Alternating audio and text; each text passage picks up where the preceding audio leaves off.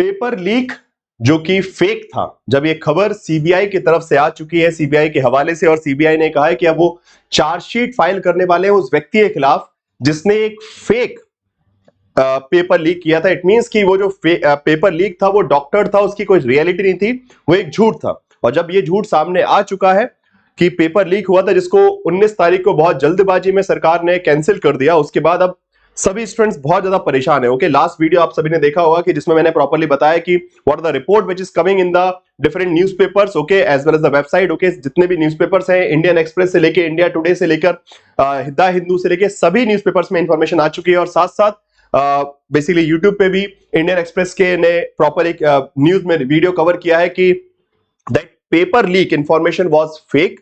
सो वो paper leak हुआ नहीं था, दिखाया गया था, बस पेपर लीक हुआ। और उसके बाद now the students are in a complex situation कि अब हम री एग्जामिनेशन की तैयारी करें कि नहीं करें, री एग्जामिनेशन होगा कि नहीं होगा, कि होना चाहिए कि नहीं होना चाहिए। सबसे बड़ा सवाल तो ये है इस वीडियो में जिसको हम डिस्कस करने वाले, जो कि आप लोगों के रिस्पांस आए। ओके, जो वीडियो मैंने इससे पहले अभी 6 बजे के आसपास चला था, जहां पे ये पूरी इंफॉर्मेशन आप सभी को दी थी कि examination paper leak was a doctored information according to the newspapers which is coming from the CBI sources. Okay, CBI के अधिकारियों ने कहा है कि वो पेपर लीक नहीं हुआ था, सिर्फ एक फेक डॉक्यूमेंट क्रिएट किया गया था एक व्यक्ति के द्वारा, जिसके जो कि टेलीग्राम पे बांटा गया और जिसके आधार पे सरकार ने जिसको रिकॉग्निशन में लेकर पेपर लीक मान लिया और उसको कैंसिल कर दिया। ठीक है, सो अब इसकी क्या सच्चाई है, क्या नहीं सच्चाई है, और उस पर exam paper re examination conduct करवाना चाहिए कि नहीं करवाना चाहिए, जैसे कि आप सभी जानते हैं। फर्स्ट ऑफ ऑल इस पे हम बात करेंगे कि री एग्जामिनेशन होना चाहिए कि नहीं, इस पर बात करेंगे डेफिनेटली, बिकॉज ये जितने भी मैंने कमेंट्स पढ़े, अभी कम से कम 60-70 स्टूडेंट्स ने उस वीडियो में कमेंट किया और सबका यही कहना है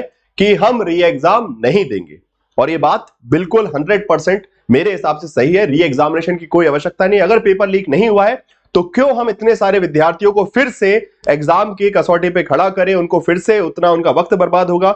तैयारी करेंगे 1-1.5 महीने, पढ़ना तो पड़ेगा ही पड़ेगा, एग्जाम देने जाएंगे, फिर रिजल्ट का वेट करेंगे, करते करते उनकी जो बेशकीमती वक्त है, जो कि इस वक्त में उनके करियर में वक्त की बहुत बड़ी कीमत होती है, वो वक्त बर्बाद हो रहा है सरकार की गैर जिम्मेदाराना हरकतों के चलते। तो इस बारे में पूरी गंभीरता से बात करने वाले हैं इस वीडियो में।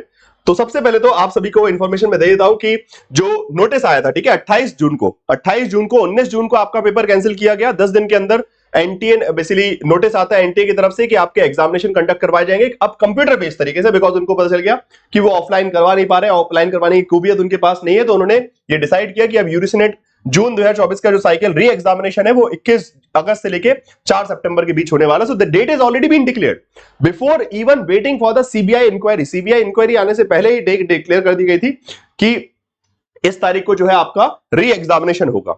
नाउ री एग्जामिनेशन डेट आ चुकी है, आप सभी तैयारी कर रहे हैं। We are taking the classes for the re examination. Re examination की प्रिपरेशन क्लास हो रही है, मैराथन हो रही है, प्रैक्टिस सेशन हो रहे हैं, सब कुछ चल रहा है। बट अचानक से एक और ट्विस्ट आता है कहानी में कि पेपर तो लीक हुआ ही नहीं था, वो तो डॉक्टर्ड था।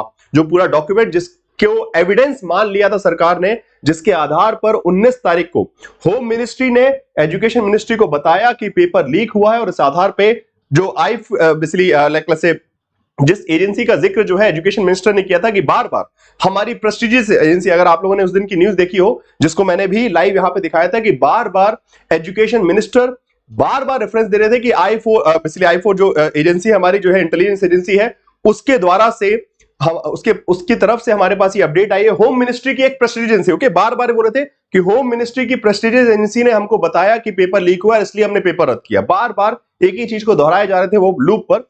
और अब पता चला है सीबीआई इंक्वायरी में कि वो भी जो इंटेलिजेंस था वो फेलियर था। सो क्या इस प्रकार की गैर जिम्मेदाराना हरकतों से सिर्फ क्या स्टूडेंट्स को हम परेशान करते रहेंगे, क्या सरकार की क्या इच्छा है, इस पे हम बात करेंगे। नाउ अब थोड़ा सा मैं एक बहुत क्लियर कट आपको अंडरस्टैंडिंग देना चाहता हूं इस बारे में कि हुआ क्या है असलियत में। हुआ यूं कि नीट का एग्जामिनेशन में हुई धांधली, ठीक है, नीट के एग्जामिनेशन में हुई धांधली। अब उसके बाद सरकार जो है कटघरे में आ चुकी थी, वो बैकफुट में पहुंच चुकी थी। लोगों ने डिमांड उठाई, बच्चों ने डिमांड हुई नीट एग्जामिनेशन के लिए। ओके, जो नीट का एग्जामिनेशन था, मेडिकल एंट्रेंस एग्जामिनेशन, उसमें धांधली हुई थी और उसके खिलाफ बहुत लोगों ने आवाज उठाई, बट सरकार मानने को तैयार नहीं थी कि पेपर लीक हुआ। अब उसके बाद जब सुप्रीम कोर्ट में बात पहुंच गई तो फिर एनटीए ने बोला कि हाँ कुछ धांधली है और हम उसको री एग्जामिनेशन वगैरह करवाएं कुछ सेंटर वगैरह पे। बट अब जब यूजीसी नेट के एग्जामिनेशन में कुछ ऐसी धांधली दिखी उनको, तो उन्होंने सोचा कि जनता हमको शाबाशी देगी। मैं आपको एक छोटा सा वीडियो दिखाता हूं जो कि मुझे बहुत रेलिवेंट लग रहा है अभी इस पर्सपेक्टिव से। ठीक है, आप लोगों ने गब्बर सिंह वो मूवी देखी होगी, तो बिल्कुल इस डायलॉग को सुनिएगा, उसके बाद आगे का वीडियो बात करेंगे हम लोग। फिर भी वापस आ गए खाली हाथ, क्या समझ कर आए थे कि सरदार बहुत खुश होगा, शाबाशी देगा क्या? ओके, सो अभी सिचुएशन हमारी कुछ यूं ही है, ठीक है। सरकार को लग रहा था कि उन्होंने पेपर लीक की इंफॉर्मेशन दी हमको, और लोग बच्चे हमको शाबाशी देंगे कि चलो आपने हमको लीक पेपर से बचा लिया, ठीक है। सरकार को यही, बिकॉज एग्जैक्टली मैंने उस दिन का जो बयान आप लोगों ने भी देखा था, एजुकेशन मिनिस्टर के मन में कोई शर्म नहीं थी, वो बार बार यही बोल रहे थे कि हमने तो अच्छा किया कि एक लीक एग्जामिनेशन को पकड़ा और बच्चों को बचाया, उनके भविष्य के साथ खिलवाड़ होने से बचाया। सेम बात मनीष मनीष जोशी जी, जो कि यूजीसी के चेयरपर्सन है, सॉरी सेक्रेटरी हैं, उनसे जब मैं मिलके आया, आप लोगों ने उस दिन की हम लोग की मीटिंग भी देखी थी जहां पे हम यूजीसी के दफ्तर गए थे, हमने धरना दिया। मनीष जोशी जब मिले तो मनीष जोशी जी का ये पहला कथन यही था कि आप लोग हमको अप्रिशिएट क्यों नहीं कर रहे, आप तो हमारे लिए तालियां बजाइए, सीटियां बजाइए कि हमने एक एग्जाम लीक को पकड़ा और जल्दी से आपको बता दिया।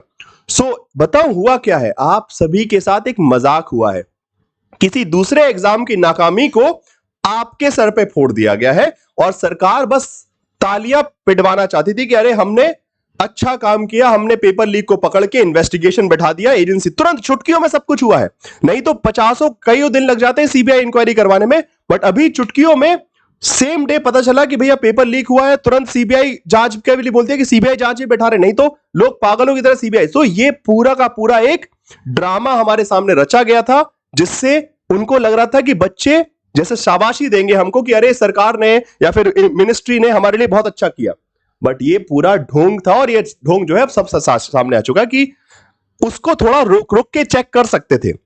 19 तारीख की रात में वो नोटिस रिलीज हुआ था एजुकेशन मिनिस्ट्री की तरफ से, उससे पहले 10-15 दिन का टाइम लेते, उतना ही तो टाइम लगा इनको, ठीक है। 20 दिन ही हुए, 20 दिनों में पता चल गया कि वो फेक था, वो पूरा पेपर लीक हुआ ही नहीं था।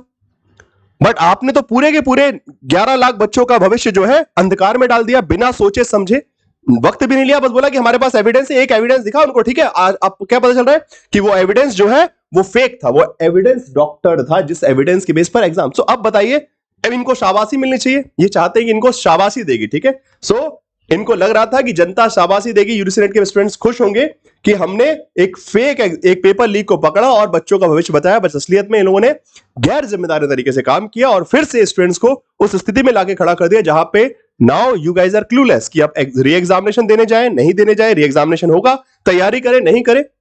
मेरा तो बहुत क्लियर स्टैंड है भाई, मैं इस बात पे खड़ा हूं कि री एग्जामिनेशन नहीं होना चाहिए।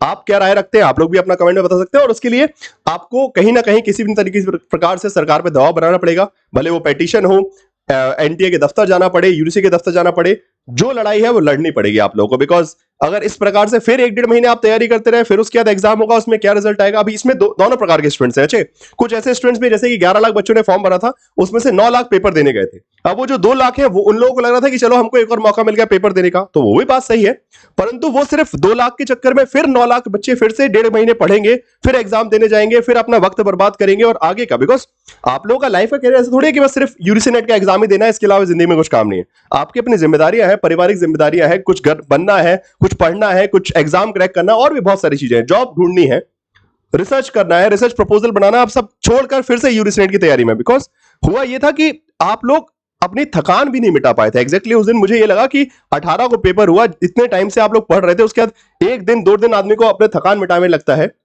उससे पहले ही आपको निराश कर दिया है कि पेपर कैंसिल है।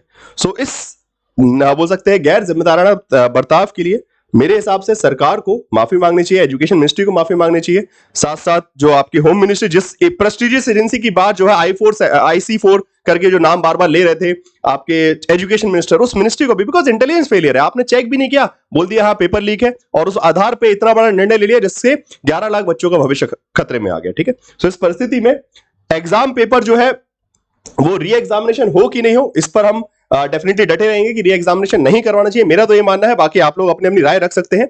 बाकी अभी दिसंबर एग्जामिनेशन की तैयारी हम लोग तेजी से कर रहे हैं, और उसी के लिए अभी रिसेंटली आप सभी के लिए स्कॉलरशिप टेस्ट भी ऑर्गेनाइज करवाया गया टेक्स्ट बुक की तरफ से, कि जो भी स्टूडेंट्स फाइनेंशियली वेल ऑफ नहीं है और जो चाहते हैं कि यूजीसी नेट के कोर्सेज लेकर अच्छे से पढ़ सके, तो उन सभी के लिए स्कॉलरशिप टेस्ट होने वाला है 14 जुलाई को, सॉरी ठीक है 14 जुलाई को, 14 जुलाई को ये टेस्ट रहेगा। दिन भर के लिए सुबह 8 बजे से लेकर रात 12 बजे तक कभी भी आप अटेम्प्ट कर सकते हैं। 30 questions will be there for the paper number 1, so आप इसको अटेम्प्ट कीजिए।